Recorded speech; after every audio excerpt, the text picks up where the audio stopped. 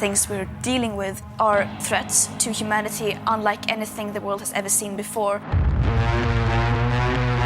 We can bequeath our children a greener planet and a more prosperous future.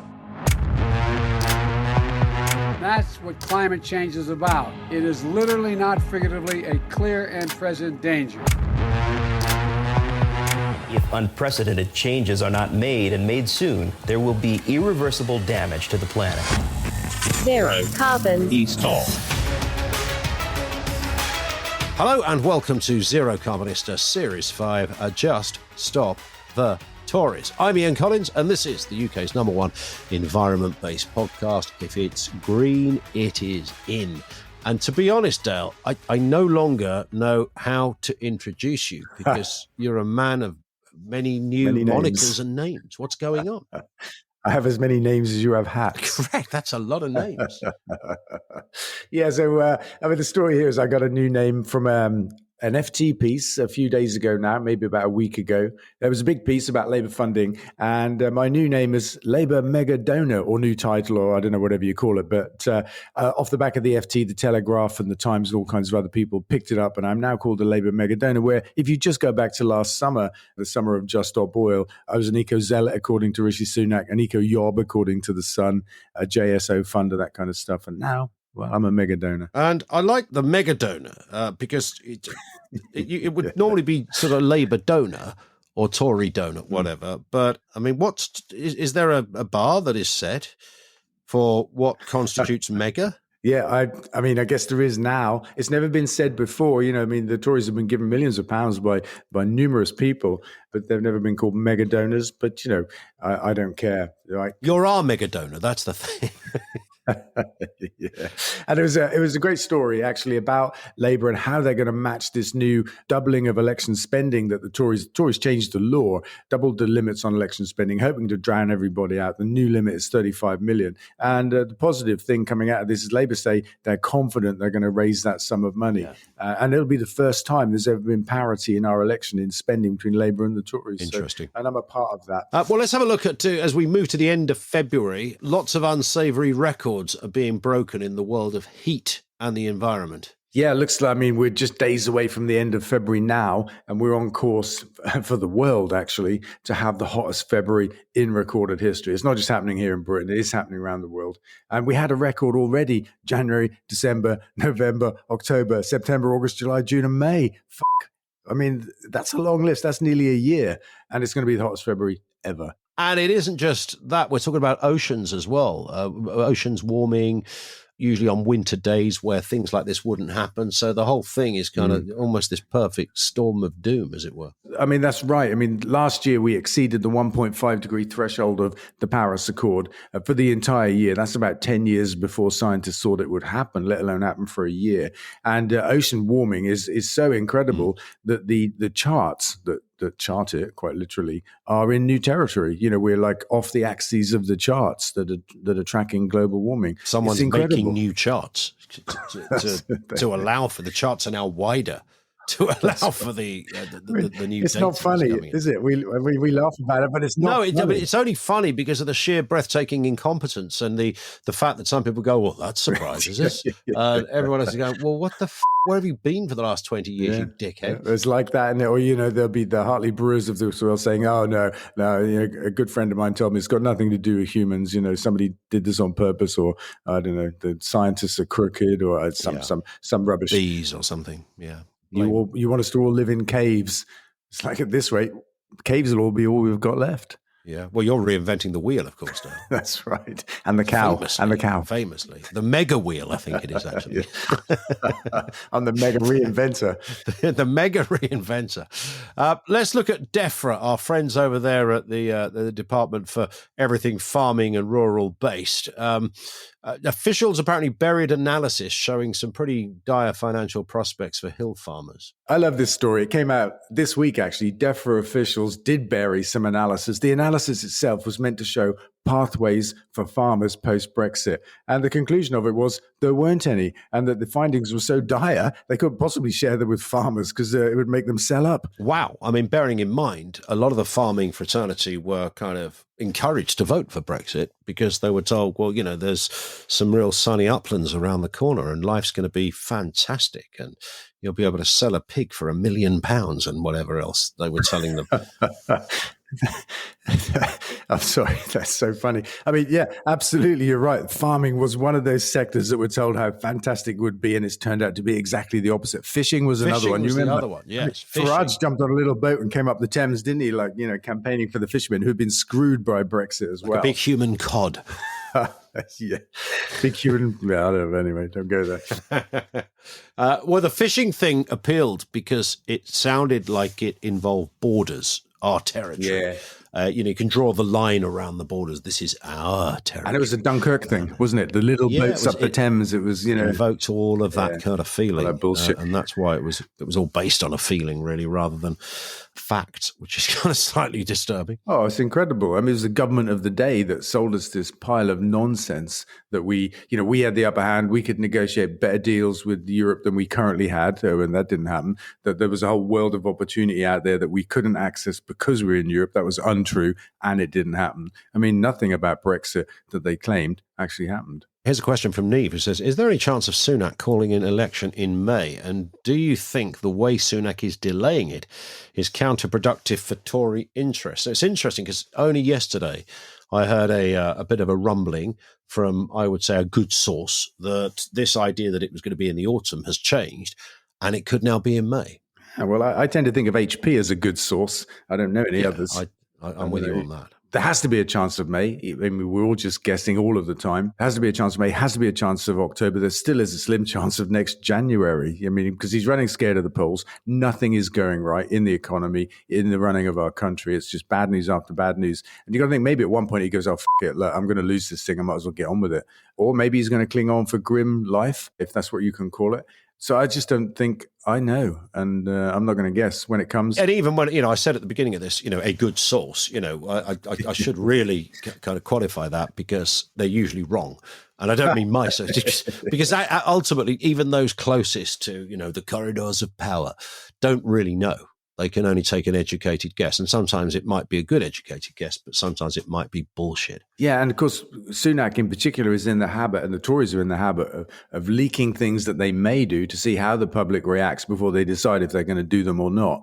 And, there's a kind of double bluff game going on as well, keeping Labour on a war footing for a May election, because that becomes exhausting after a while, even if they don't plan a May election. I mean, who can know? It's a game of bluff and counter bluff, and honestly, I don't care. Is it counterproductive, though? The second part of the question.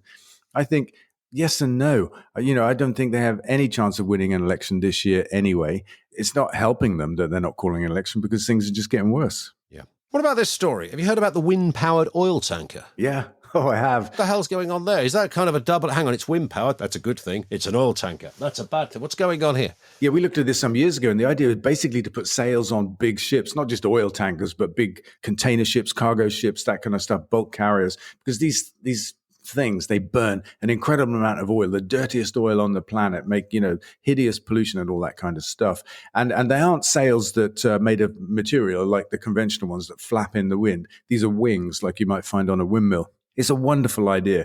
It's a high-tech, back to the future, wind-powered sailing idea. And the fact that it's been done on an oil tanker, I just think it's brilliant. Don't care that it's an oil tanker. That doesn't matter. No, the point is, a huge vessel. That's right. And it could cut fuel consumption by 20%, which is incredible. On a related matter, Rob asked this question. How are the green gas mills getting along? And is the gas a form of biomass? Good question. Yeah, I mean, in a way you could call it biomass, I guess. I mean, the big difference is biomass is typically used to make electricity, and if you make gas from organic material and burn that to make electricity, you throw away half the energy. This is making gas to be used as gas from an organic material, in our case grass. But, biomass, I wouldn't argue with it being called biomass. Often it's referred to as biogas, actually, as well. I mean, our industry is full of fun terms. But how's it going? We've still got some technical problems with it. We hope to have them ironed out, I think it's in March now, and to be then ramping back up to full production. It's been quite a learning curve, I would say that. Let's move on to the Just Stop Oil protester, Dale, who got convicted of causing a nuisance this week, Cressida Gethin, who climbed the gantry on the M25 over West London, clearly caused some delays. That was, obviously part of the point. It's about disruption. It's about notoriety. It's about advertising the point. Yeah, absolutely. The video she made went viral, actually. I think she was crying as she was talking to the camera about why she was up there, if that's the same person. It was very moving and stuff. Chris Packham spoke up for her in court. He said, I was one of the people in the traffic, actually, but he understands what she was doing. And he poses the question, why on earth would a music student age 22 with a whole life ahead of her want to do something as precarious and physically dangerous as this? I think we all know. Because actually you're not allowed in court now to defend yourself by saying, look, it's about the climate. I'm worried about climate change and that's why I protest. That's not allowed. That's been taken away as a defense. And there's some other moves out this week by the government to make it even harder for protesters to defend themselves. Ultimately, to be acquitted, which is what juries across the land have been doing, acquitting Just Stop Oil protesters because they understand why they're doing what they're doing. But the judge in this case said that evidence about climate change wasn't admissible or relevant. That's so right. They weren't debating those points. They were just debating whether you're allowed to shin up a gantry and that's right. cause merry hell. And that's what I'm saying. It's been taken away as a defense, and the judge will have been restating that. This is why Chris posed this question the way he did. We think we all know why she did it. It's interesting that would be taken away as a defense when that is your defense. I know, right? I mean, the government just want to rig the legal process. Yeah. And actually, in previous cases, people have been threatened with contempt of court if they mention the fact that they did it because of the climate crisis. Couldn't find any detail on what she got fined for this. I don't know whether you've got any intel on that, but what she was actually found guilty of is just only in this country could we have an offence called being a public nuisance. That's right. Like being convicted of being very naughty. That's right. So she's a public nuisance. That's official. But I don't know what I would imagine a fine. Yeah, probably jail, is she? Well, it looks like not, right? And you remind me, like back in the day, Battle of the Beanfield. This is when the whole traveller convoy tried to get to Stonehenge and bumped into Thatcher's riot police and that kind of stuff. I have on my record as a result of that criminal damage to beans. And what I did to damage these beans was drive my truck over them. And the reason I did it was to escape the physical damage that was coming my way from the cops and their riot truncheons and stuff like that. So criminal damage to beans. It was self-defense, Gov. I was just trying to get away. Get away, yeah. And I think that's a reasonable defense, isn't it? I didn't want the shit kicked out of me, so I did that. Let's finish with some questions. Dave says, Dale, saw your interview on Channel 4. I've been saying for ages that we don't need public investment, just better rules, and then tax revenue will follow for economic activity. Frankly, though, I'm terrified Labour don't understand this. What do we do? Just keep speaking the truth, isn't it? And in our case, Ecotricity, we're building stuff without public money, solar projects, battery projects. And if Labour changed the law on onshore wind, we'll build that again without public money. And so, the proving is often in the doing of these things. That helps a great deal.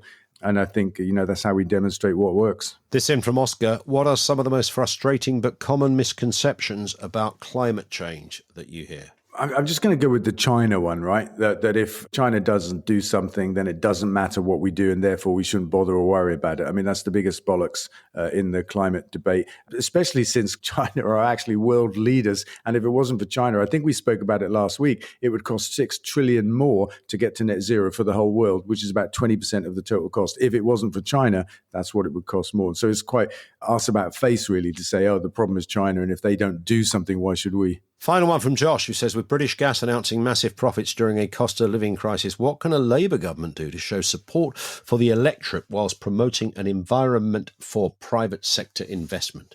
Well, it's a good question. I was on Radio Scotland this morning talking about energy bills because they're about to come down on April the 1st. And at the root of this are a couple of, I don't want to call them anomalies because they go to the core of free market thinking, but there are a couple of, let's call them stupid things that we allow to happen. And the first is we don't control the wholesale price of of gas that comes out of our North Sea. And British Gas are making a killing out of this. So we control the retail price of energy and allow a 1.5% profit margin. We let the wholesale price run with the global price of fossil fuels, which quadrupled last year, for example. We simply need a price cap on North Sea gas. We need to control it. And half our gas as a nation comes from the North Sea, so that would take away half of the problem. But the real thing we need to do, of course, is switch to green energy as fast as we can, made here, priced here, permanently low bills, hundreds and thousands of jobs, and complete independence from the global fossil fuel market and all those dictators who run countries that produce the stuff. As my old nan used to say, what a bunch of tossers. Yeah.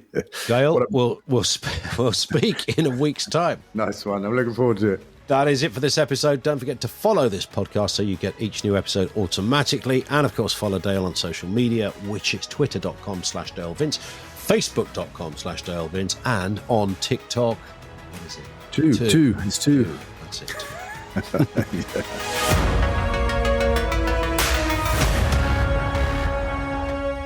Zero carbon. East of.